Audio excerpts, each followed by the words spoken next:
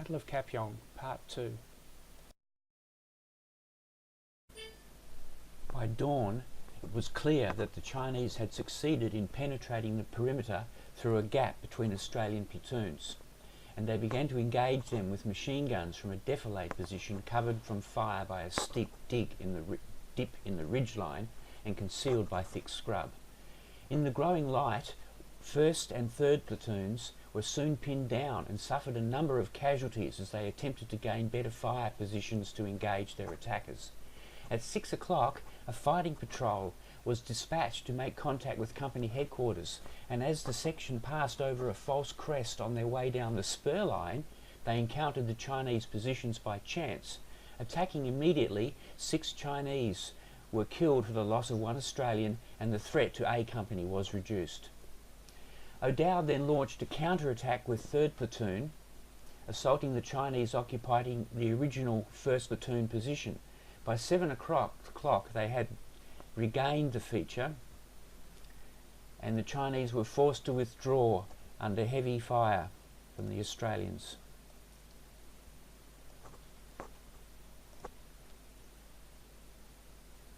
The night's fighting had cost A Company dearly, however, and among the dead were 2 New Zealand forward observers. In total, they suffered more than 50 casualties, half their original strength. Meanwhile, on the right flank, D Company, under Captain Norm Gravener, held the summit of Hill 504 and was not heavily engaged during the night, while C Company, commanded by Captain Reg Saunders, was attacked only once. Located 1,500 metres to the rear, battalion headquarters found themselves increasingly pressed. Protected only by a section of Vickers medium machine guns, 2 17-pounder anti-tank guns, the Assault Pioneer Platoon and the Regimental Police under the headquarters company commander, Captain Jack Gerke, the fighting flared around 2200 as the Chinese infiltrated the position among the retreating South Koreans. They bypassed the headquarters and the American tanks nearby, surrounding the defenders and establishing blocking positions on the road to the south. During the night, the Chinese attempted to mount the tanks and destroy them with grenades and satchel charges, but were driven off by fire. Later, one of the tanks received a direct hit from a 3.5-inch rocket, while the forward perimeter was struck heavily by attacking waves of Chinese and was forced back with heavy casualties. Receiving fire from Chinese soldiers occupying several houses in the village of Chuktun-Ni, the Shermans engaged the roadblock in several houses, killing more than 40 Chinese in one house alone. However, at 4 o'clock, a company from the Middlesex Battalion had to be dispatched to help support the situation. Gerke was then ordered to secure a key ford across the Kapyong River about 1 kilometre to the east as a possible withdrawal route for the battalion should it later have to retire from Hill 504. However, during the withdrawal, 2 Australians were left behind and were subsequently captured by the Chinese: Private Robert Parker, the battalion dispatch rider, and Private Horace Madden, one of the signallers. For his conduct while in captivity, Madden was posthumously awarded the George Cross following his death from malnutrition and ill treatment. Ferguson's caravan, a converted 2.5-ton truck, became bogged during the withdrawal and had to be destroyed. Meanwhile, the New Zealand gun line had been probed and was forced to redeploy at 3 o'clock, while the American Mortar Company had simply fled, abandoning most of their weapons and vehicles. Meanwhile, on Hill 677, the Canadians had spent the night of 23rd, 24th April in their pits, listening to the sounds of the fighting on the Australian front. However, by early morning, Chinese activity increased, and with the situation deteriorating on the Patricia's right flank, Stone withdrew B Company from their position in order to strengthen this flank in the event the Australians were forced to withdraw. Under the command of Major Vince Lilly, the company subsequently moved to occupy positions east of battalion headquarters on the high ground overlooking the valley. Chinese prisoners captured at Kapyong. As daylight broke, the Chinese now found themselves highly exposed in the open ground in front of A and B companies. Supported by artillery, mortars and tank, they poured heavy fire onto the hapless Chinese, forcing them to withdraw, leaving hundreds of casualties behind on the slopes. With the Australians remaining in possession of their original defensive lookouts, the immediate situation had stabilised, although they were now effectively 4 kilometres behind the front. Ammunition, food and medical supplies were now extremely low throughout the forward area, and with evacuation becoming extremely difficult, the battalion was at risk of being overrun unless it could be concentrated, resupplied and supported.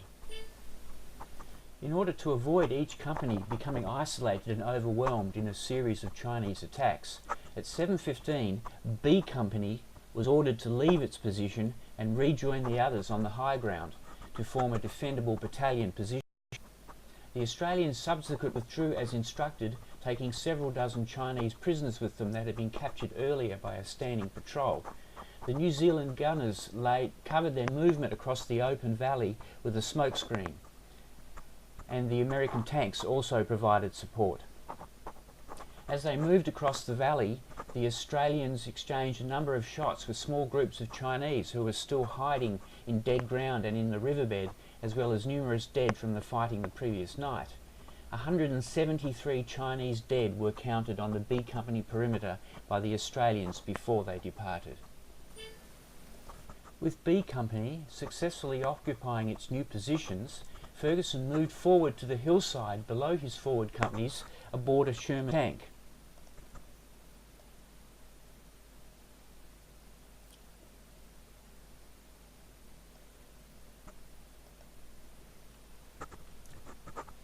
Just after 9 o'clock, a group of Chinese launched an attack at the top of the spur held by C. The attack was repulsed and no further assaults were made against C Company during the day, although they endured sniper fire and mortar bombardments for several hours. Realising the importance of B Company's previous position on the small hilltop in the valley to a planned counter-offensive, 2 hours after their withdrawal, Ferguson ordered Laughlin to reoccupy the position which they had just vacated. 27th Brigade would now be reinforced by American troops, and their move forward would be facilitated if the Chinese were cleared from that small hill that commanded the road through the valley. Likewise, the defence of this position the previous evening had prevented the Chinese assault on the western flank of Hill 504. So at 9:30 the order to withdraw was rescinded and B Company was tasked to reoccupy their previous position.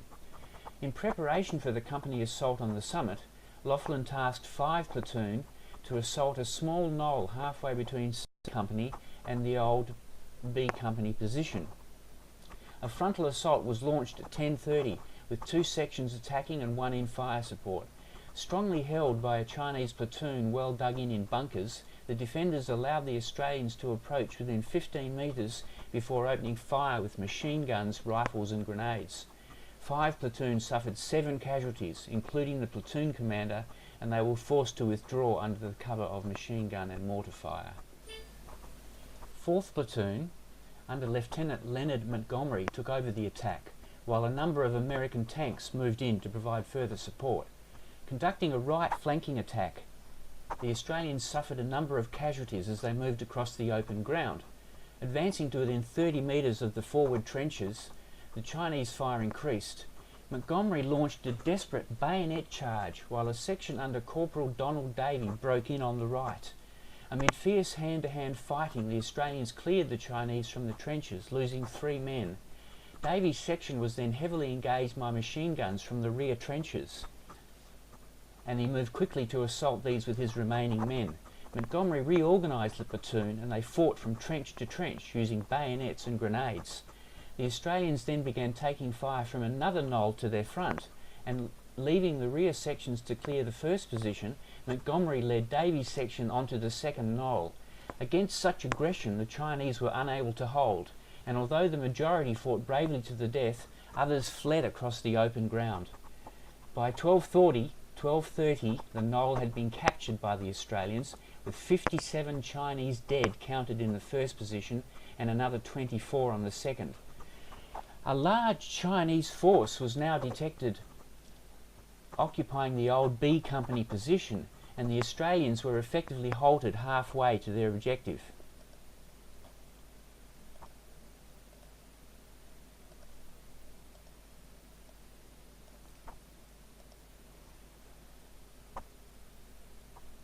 Before Laughlin could prepare his next move, he was ordered to withdraw by Ferguson, and the attempt to dislodge the Chinese from the hilltop was subsequently abandoned. During the fighting, the tanks had provided invaluable support, moving ammunition forward to B Company and helping to evacuate the wounded. The entire operation had cost the Australians 3 killed and 9 wounded. For his actions, Montgomery was awarded the Military Cross, while Davey received the Military Medal. Meanwhile, the Chinese shifted their attention to D Company on the summit of the Hill 504, launching a series of relentless assaults against the summit. The company's position was vital to the defence of the hill, commanding the high ground and protecting the Australians' right flank. Commencing at 7 o'clock, the Chinese assaulted the forward platoon, 12 platoon, launching attacks at 10-minute intervals until 10:30. Using mortars to cover their movement, they attacked up a narrow front on the steep slope using grenades. However, the Australians beat the Chinese back, killing more than 30 for the loss of 7 wounded during 6 attacks. The New Zealand artillery again played a key role in defeating the Chinese attempts, bringing down accurate fire within 50 metres of the Australian positions.